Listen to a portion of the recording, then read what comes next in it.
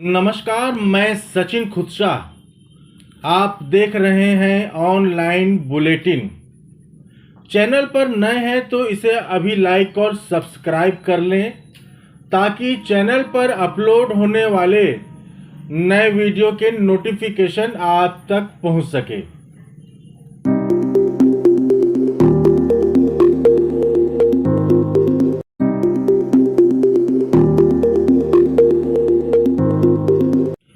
उत्तर प्रदेश की 9 विधानसभा सीटों पर हुए उपचुनावों के नतीजों से बहुजन समाज पार्टी की स्थिति का अंदाजा सहज ही लगाया जा सकता है।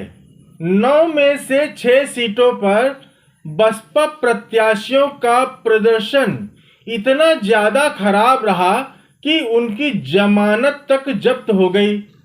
अब सवाल उठने लगा है कि क्या इन नतीजों के बाद मायावती एक बार फिर गठबंधन की ओर जा सकती हैं?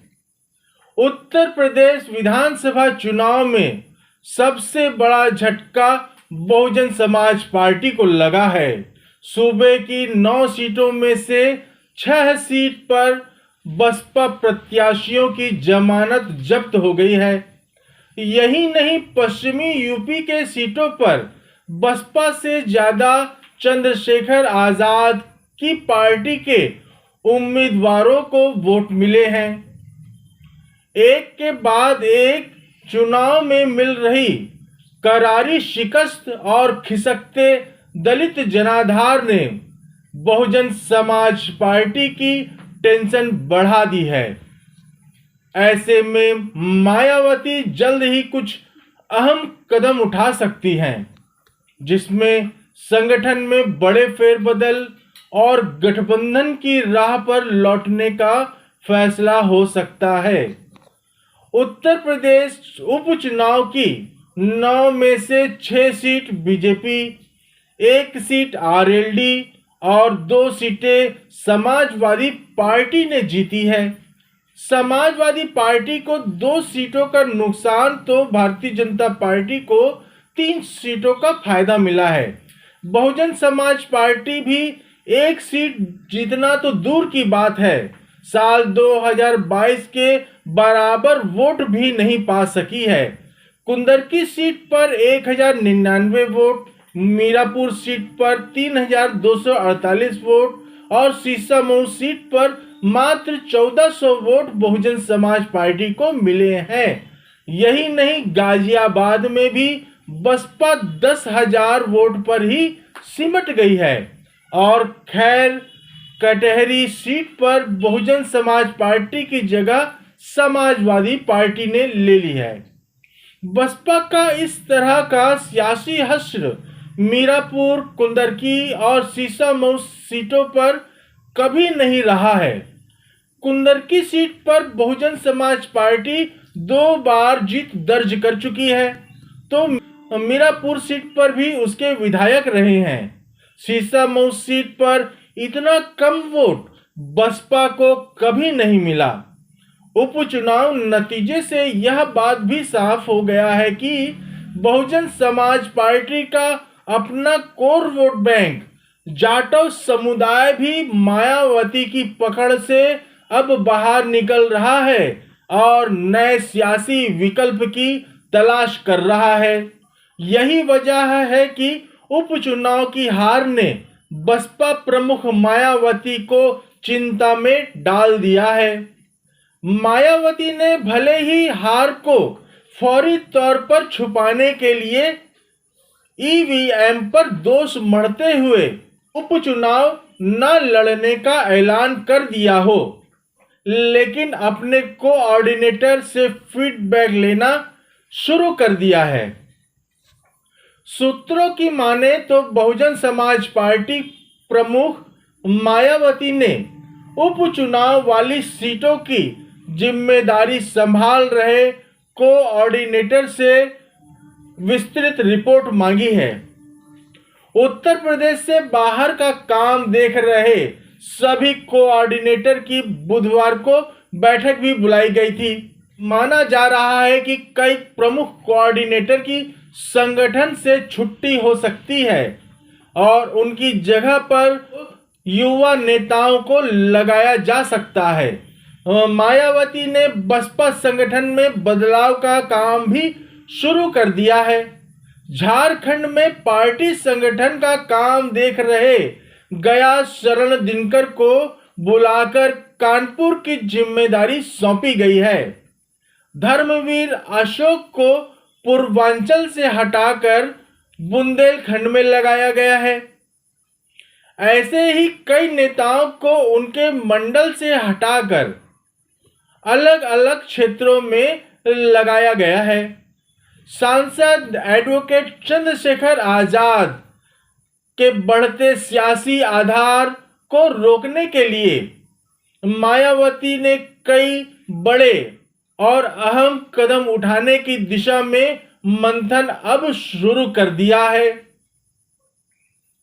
बहुजन समाज पार्टी के एक बड़े नेता ने नाम न बताने की शर्त पर बताया है कि उत्तर प्रदेश में बहुजन समाज पार्टी का संगठन पूरी तरह से कमजोर पड़ चुका है, जिसकी वजह से पार्टी प्रत्याशी चुनाव में जीत नहीं पा रहे हैं। संगठन को मजबूत करने के लिए की गई तमाम कवायदें असर नहीं दिखा रही हैं। पार्टी के अधिकतर बड़े नेता सक्रिय नहीं हैं। उनकी भूमिका अब केवल प्रत्याशियों का चयन करने तक ही सीमित रह गई है। पार्टी की सदस्यता शुल्क 200 रुपये से घटाकर 50 रुपये करने का भी पार्टी को कोई फायदा नहीं मिला है। संगठन में बदलाव के बिना बहुजन समाज पार्टी का दोबारा से खड़ा होना मुश्किल है। बसपा का अकेले चुनाव लड़ने का दांव भी लगातार उत्तर प्रदेश में उल्टा पड़ता जा रहा है। साल 2022 विधानसभा चुनाव में पार्टी को सिर्फ बलिया की रसड़ा विधानसभा सीट पर जीत मिली थी। साल 2024 के लोकसभा चुनाव में एक भी सीट नहीं जीत सकी और उपचुनाव में बसपा का खाता खुलना तो दूर की बात है, उसका अपना सियासी जनाधार भी खिसक गया है। एक के बाद एक चुनाव में मिल रही करारी हार के चलते बहुजन समाज पार्टी को किसी दूसरे दल से गठबंधन नहीं करने का फैसला बदलना पड़ सकता है। गठबंधन से बहुजन समाज पार्टी को भले ही सत्ता हासिल न हो सके, पार्टी के सियासी अस्तित्व को बचाने के लिए सांसद और विधायक मिल सकते हैं।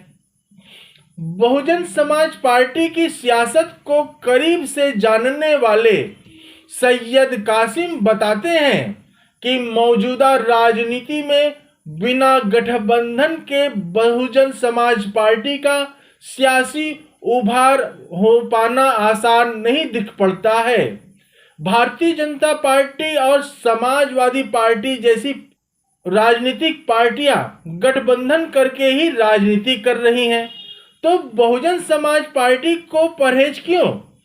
मायावती के अपने जनाधार और बसपा के सियासी अस्तित्व को बचाए रखना है तो गठबंधन की राजनीति पर लौटना ही पड़ेगा, वरना बचा कुचा वोट भी खिसक जाएगा।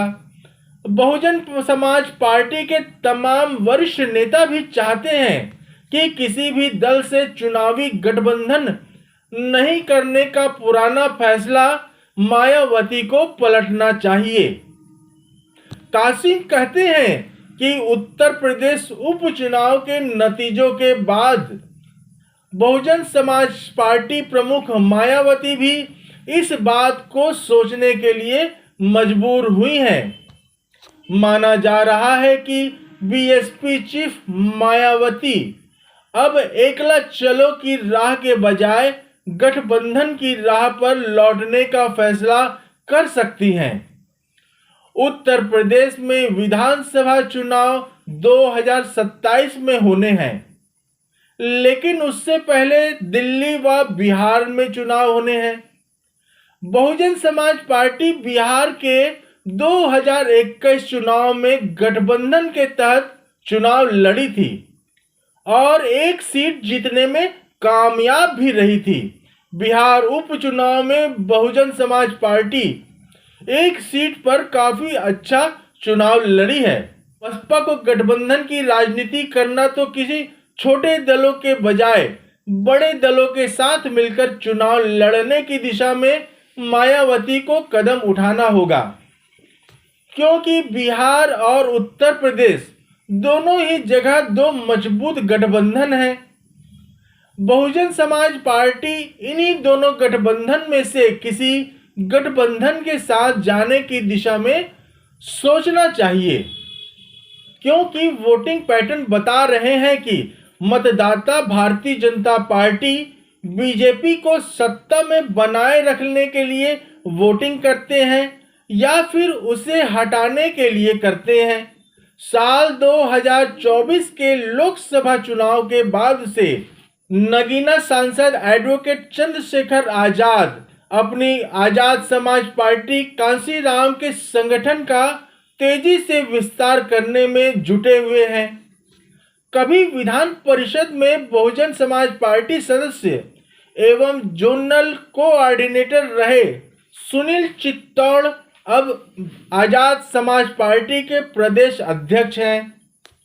पश्चिमी उत्तर प्रदेश में पार्टी के विस्तार के पीछे उनकी भूमिका अहम मानी जाती है। दलित और मुस्लिम समीकरण पर चंद्रशेखर आजाद तेजी से काम कर रहे हैं। इस दिशा में अपने जड़ें जमाने के लिए एक्टिव हैं। इसी समीकरण के चलते उपचुनाव में नगीना सांसद चंद्रशेखर आजाद को काफी अधिक वोट मिले हैं। सैयद कासिम कहते हैं कि चंद्रशेखर आजाद की राजनीति अभी भी मुस्लिम वोटों पर टिकी हुई है, लेकिन दलित वोटों को भी जोड़ने की दिशा में वे काम कर रहे हैं। ऐसे में सांसद चंद्रशेखर की राजनीति को मायावती बेअसर करना चाहती हैं, तो आकाश आनंद को उत्तर प्रदेश की सियासत में एक्टिव करना होगा। आकाश आनंद ही सांसद चंद्रशेखर आजाद की तरफ जा रहे दलित युवाओं को बहुजन समाज पार्टी की तरफ मोड़ सकते हैं। खासकर पश्चिमी उत्तर प्रदेश में दलित वोटर काफी अहम है और उसे अपने साथ जोड़े रखने के लिए बीएसपी चीफ मायावती को कई दिशा में काम करना होगा, जिसमें युवा लीडरशिप को आगे लाना और संगठन में युवा नेताओं को तरजीह देनी होगी।